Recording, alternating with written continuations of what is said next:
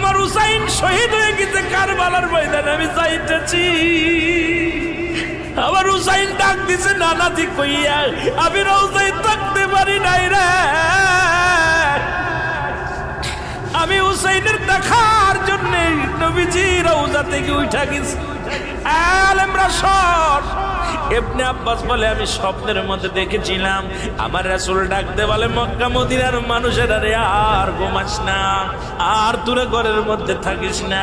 আমি নবী রওজায় ঘুমাইতে পারি নাই, কান্না সহ্য করতে পারি নাই। ওদিন আমিও ফাতেমার নবীও না আমি সহ্য করতে পারি নাই। আমার হুসাইন যখন ডাক দিয়েছিল না নাজি ইয়া মুহাম্মাদ